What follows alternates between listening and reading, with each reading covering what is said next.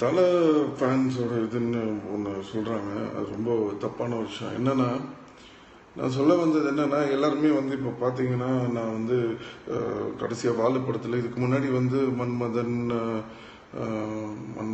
அப்புறம் சிலம்பாட்டம் நிறைய படத்தில் தலை சாரோட இதர் ஒரு டைலாகோ இல்லை ஒரு சீனோ ஏதாவது ஒன்று வரும். ஸோ அந்த மாதிரி ஏதாவது ஒன்று பண்ணியிருப்பேன். அப்போ வந்து யாருமே வந்து எனக்கு தெரிஞ்சு கேள்வி கூட கேட்கல.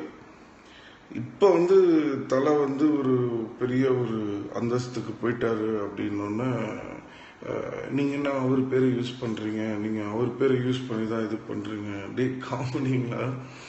அப்படி கிடையாது. அதே மாதிரி நான் சொன்னதெல்லாம் தப்பாக ஏதோ புரிஞ்சுக்கிட்டாங்க.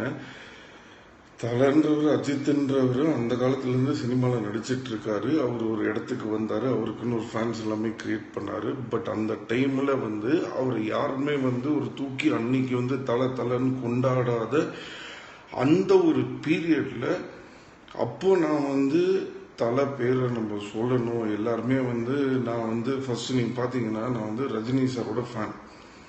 சின்ன வயசுலேருந்து நான் ரஜினி சார்னா எனக்கு ரொம்ப பிடிக்கும்.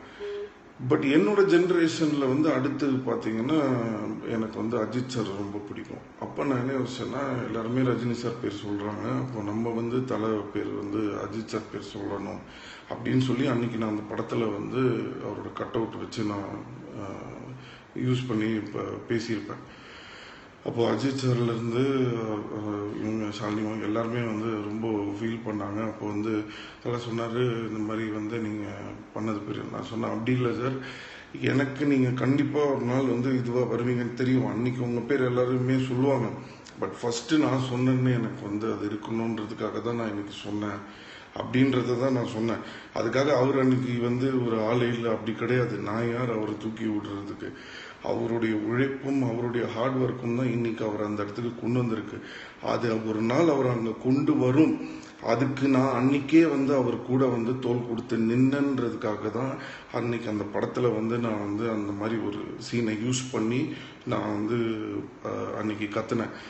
இன்னைக்கு என்ன ஆயிடுச்சுன்னா, மற்ற படங்களை பண்ணும்போது பிரச்சனை இல்லை. பட் இன்னைக்கு நான் சொல்லும்போது நான் என்னமோ தலை சார் பேரை யூஸ் பண்ணி நான் இது பண்ணுறேன்ற மாதிரி சொல்லும்போது அது வந்து ரொம்ப காமெடியாக இருக்குது. ஸோ நான் என்ன சொன்னேன்னா, இன்னைக்கு வந்து தலைன்னு கத்தக்கூடிய அவர் பேர் சொல்லக்கூடிய எத்தனையோ பேர் இன்னைக்கு வந்துட்டாங்க. அவர் அந்த அளவுக்கு இன்னைக்கு வளர்ந்துட்டாரு. ஸோ அதனால இன்னுமே நான் சொல்ல வேண்டிய அவசியம் வந்து இல்லை அப்படின்னு நான் சொன்னதை இவங்க எல்லாரும் அதோ நான் தான் என்னமோ தலையை தூக்கி விட்டேன், இனிமேல் நான் ஒரு பேரை யூஸ் பண்ண மாட்டேன்னு என்னை வந்து எதுக்கு நீங்கள் தலை ரெஃபரன்ஸ் யூஸ் பண்ணுறீங்கன்னு கேட்டப்போ கூட நான் ஒரு வார்த்தை சொன்னேன், சார் எனக்கு வந்து பிடிச்ச ஒரு விஷயத்த வந்து என்னால் மாற்றிக்க முடியாது.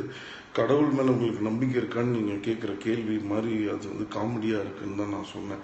ஸோ அந்த ஒரு சொல்ல வர விஷயம் என்னன்னு புரிஞ்சிக்காம அதுக்கு வந்து காமெடி பண்ணுறவங்கள பற்றி கவலைப்படுற இடத்துல வந்து நான் கிடையாது.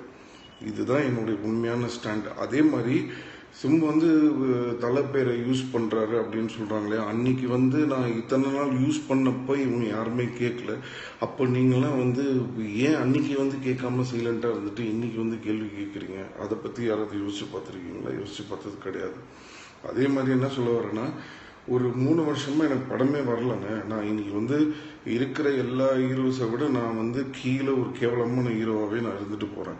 அப்படி இருந்தால் கூட 3 வருஷமாக படம் வரலன்னும் போதும் எனக்காக நின்று எனக்கு வந்து ஃபேன்ஸுன்னு ஒருத்தங்க நின்று என்னை இன்னைக்கு தூக்கி விடுறதுக்கு இருக்காங்கன்னும் போது அதுக்கு மேலே எனக்கு என்ன வேணும்?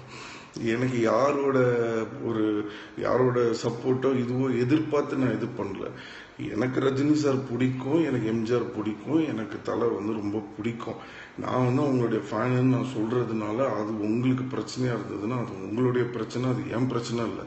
அதே மாதிரி அது ரஜினி சார் ஃபேனாக இருக்கட்டும், அஜித் சார் ஃபேனாக இருக்கட்டும், அவங்க என் மேலே வந்து ஒரு அன்பு காட்டுறாங்க, எனக்கு சப்போர்ட் பண்ணுறாங்கன்னா அது அவங்களுடைய பெருந்தன்மை.